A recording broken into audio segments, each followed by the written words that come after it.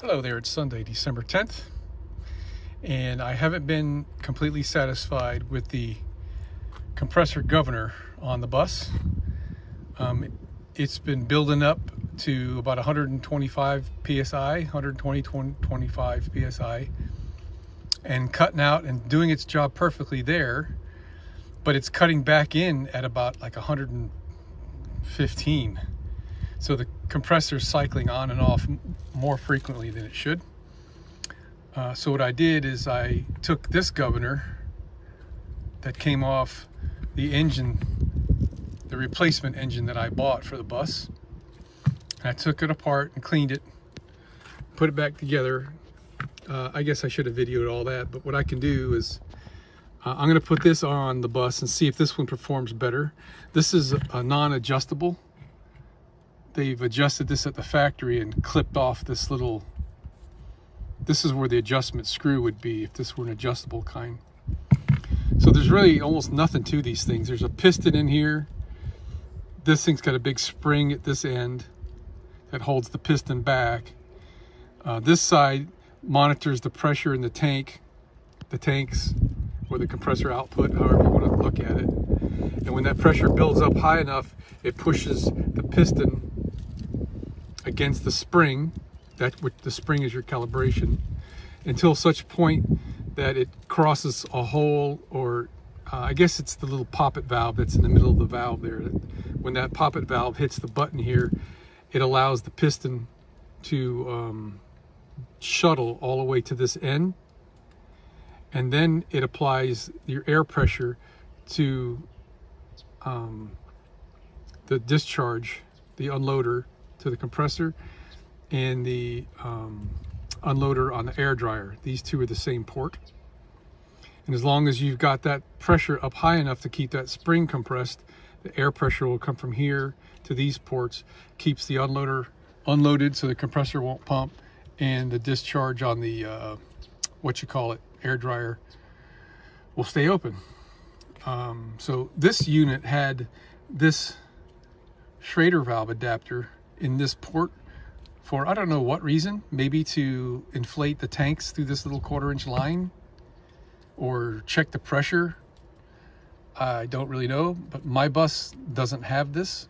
It's just got a plug in that port. So I've taken this out, and if I can get the plug out of my valve, I'll put it in there, and then we're gonna connect the hoses up to this and see if it performs better before actually installing it with the 1 bolt, or maybe I'll install it. It's only one sticking bolt. And if this works better, then what I'll do is I'll rebuild the other valve, and I can show you all the guts on the inside and how it works. All right, so there's the unloader. It's on the left side of the engine, right in front of the air compressor, which is right there. That's the power steering pump. The air compressor is just behind that. And this has got the push connect fittings here that are the all brass type, which are much more robust than those plastic ones. I might actually take these fittings out and swap them over.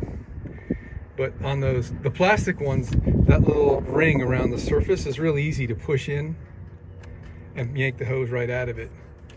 These take quite a bit of force. Actually, I couldn't do it with my hands. I had to take an open-end wrench and push up against that with the open-end wrench before I could pull the hose out. So I think I'm gonna remove all 3 hoses before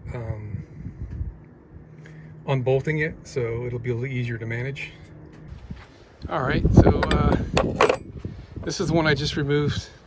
Here's the plug I was talking about that I will transfer over to this one, but I don't want to mess with this one here at all. Not perfectly, in my opinion. Oh, here we go. See, 105 to, that says 126. So it's kicking in way sooner than 105. It's like 110, 115.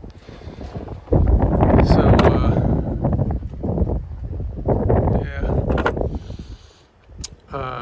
I had to remove this fitting here to swap over to this one because the plastic 3 fittings that were on here, that one was damaged. So we're just going to plug the hoses in, crank it up, and see how this performs before we permanently install it. And if I'm happy with the performance, then I'll swap out the brass fitting, these 2 brass fittings, and put them here. I'll feel a lot better, and also this plug. Alright, so we just cranked it up here, and those other air leaks that I did behind the under the hood there for the on the air brake valve have really made a big difference. So it'll hold air pressure overnight where it was leaking it all out just a little bit before that. So let's see how long this takes to, or how high the pressure goes before cutout. Here we go.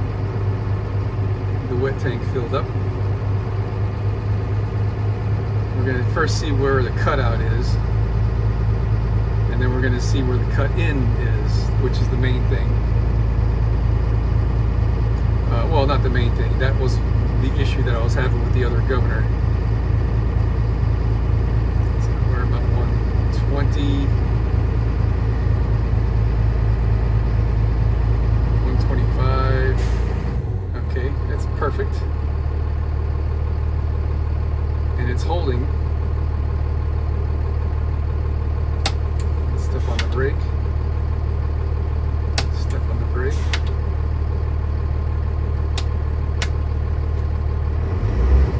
Okay, it still hasn't cut in. This is working much better. It still hasn't cut in.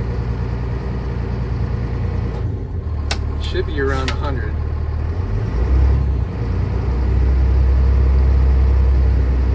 There it is. I'm loving it. All right, let's do the permanent install.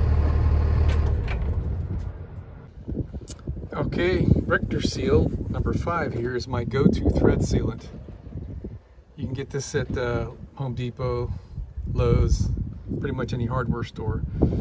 I like this stuff a lot. I don't know what in the world I did with the darn cap though. It's getting ready to make a mess. But I've cleaned all the holes with a 1/8 inch pipe tap, and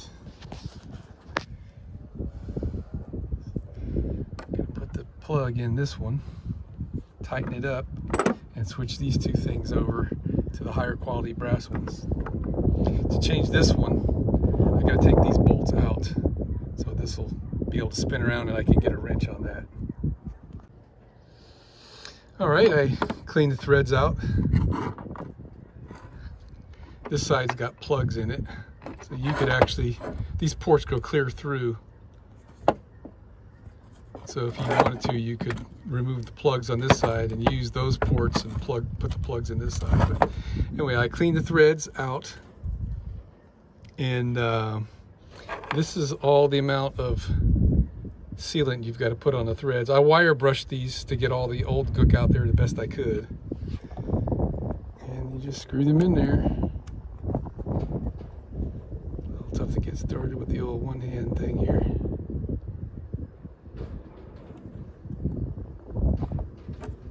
Goes. Okay, I like using this stuff. This is for putting on electrical connectors to aid in sealing the little silicone seals that connectors have. But it's a great silicone grease, and I've been using it very successfully on all kinds of things. So what I did is I put a little dab in each one of the holes, and took my little awl tool that I have and kind of swirled it around in a circle. So when I push the hose in there, it'll push that silicone up into the O-ring. And I'm also going to put a little bit of coating of the silicone on the hose that goes in there so that the O-ring will have an easier time of sealing. Okay, all done. I got our 2 silver unloader lines. This one goes to the air compressor, this one goes to the air dryer, and the black one is coming from the tank. I put my little plastic cap on, and I also installed this at a slightly downward angle to help keep water from collecting on the inside of it. Now we can do one more test run before we clean up, put our tools away, and verify that it's working correctly. And then I'm going to take apart the other valve. All right, so now we're going to do the tear down. So yeah, I was just looking to maybe just buy a new one of these things if it were cheap enough. And there's some on Amazon for like $22 and change that are not brand name Bendix. No Shih Tzu or something, I don't know what they were. And then if you were looking for a Bendix brand, which I guess you could hope it's not a bootleg one, this is over 100 valves, over $100 on Amazon. Maybe you can get a better deal locally around town, because these things are probably a very popular item. But I didn't feel like doing any more shopping. I thought, well, let's just see if I can fix it. And I was successful with that, so we're glad. Saved myself $100 and something bucks. So the first thing is we got to take out the snap ring, and there's not a lot of pressure on this, just a light little spring. Snap ring pliers would be the tool to have that I don't have with me. So we're going to use an awl and a little screwdriver and a pair of vice grips, and we're going to wiggle that thing out of there, and then I'll show you the guts. Well, would you look at there, I do have them. Darn it. I've got a big plastic bin full of tools in the workshop over there that were in my storage unit that I didn't realize I had these with me. It's a nice set of 3, and you just switch the screw to the other one and it changes it from internal to external, like so. Now what's interesting, I remember that this was a set of 3, but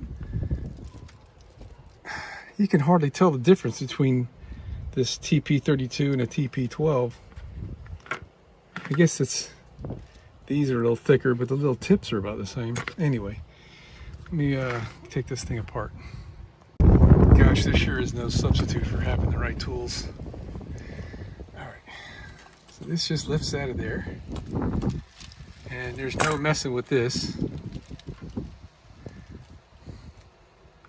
If this were the adjustable type, there would be a nut on this with a slotted screw inside of a stud. And down in here is the shuttle valve, and this looks identical to the one that I already rebuilt. Same kind of grease, same amount of grease. Let me put this down here.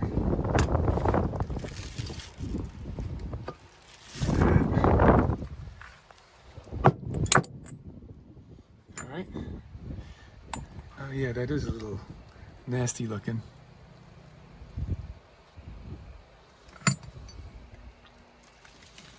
Okay, so all I did was wipe that out with a little brake clean, and I disassembled the shuttle valve. This is a little plunger. Yeah, that's a little sticky.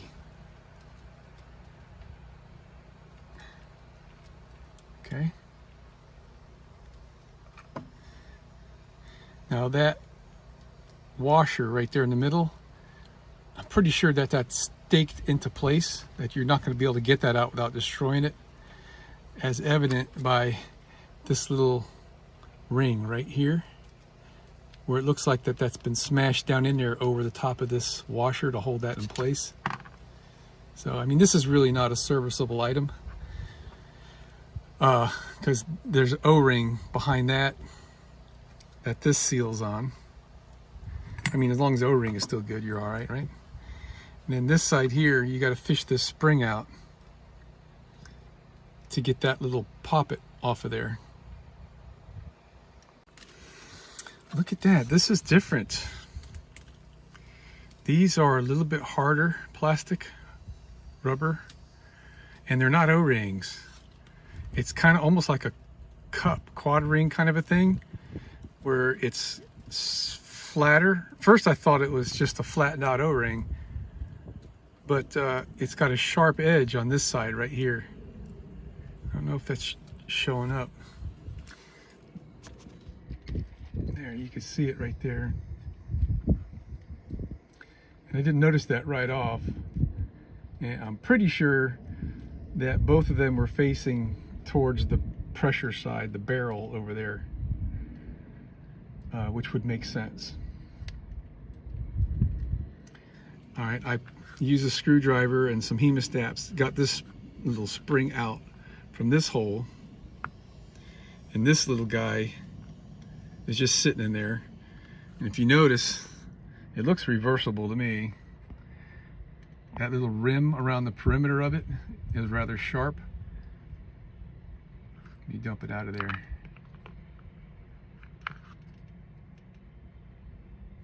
On the one that I already rebuilt, one was flattened out more than the other. One side was. Like that is a little bit more flattened out than that. So I just put it in there upside down because it looks like this can go in there either way. It's symmetrical, every other aspect of it. This one is cleaner on the inside hole, but it was all gooky around the outside.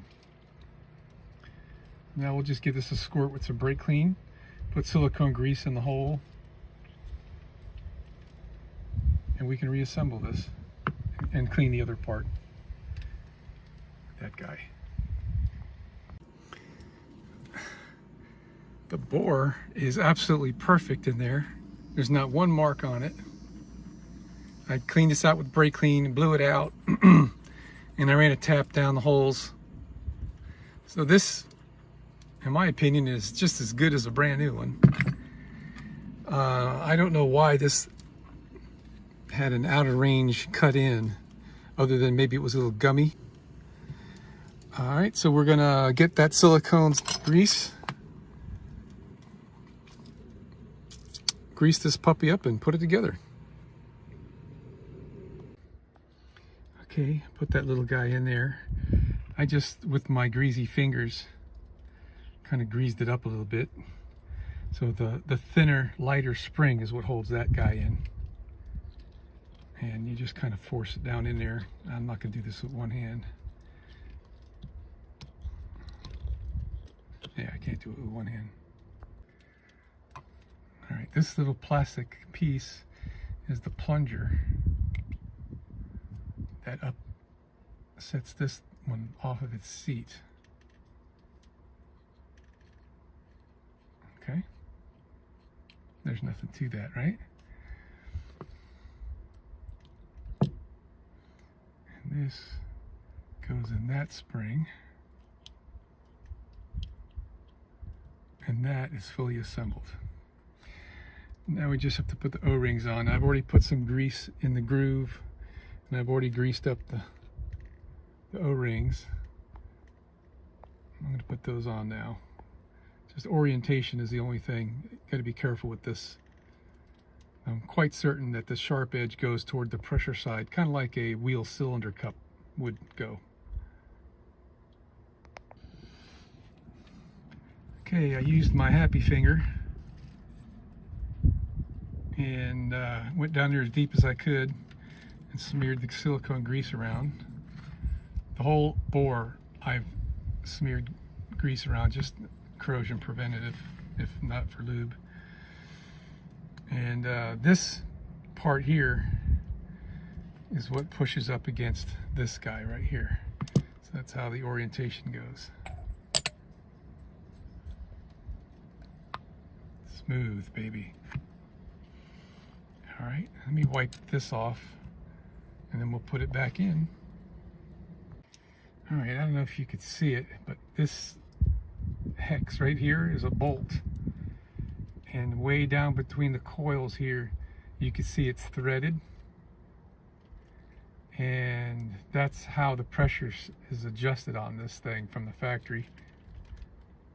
And once they get the pressure tension on this spring dialed in where they want it, they do this, smash that so it's non-adjustable.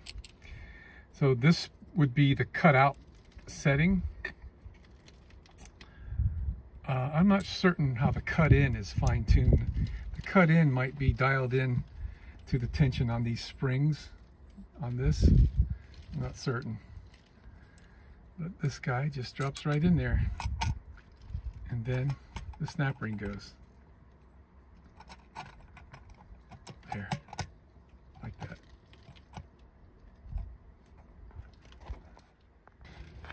Oh, the cap has seen better days. The little tabs are breaking off on it, but it just snaps on here to keep the dirt out. There. So I will keep this as a spare part for no good reason, because I'm sure I'll never ever need it. As long as I have this, I'll never need it. Murphy's Law.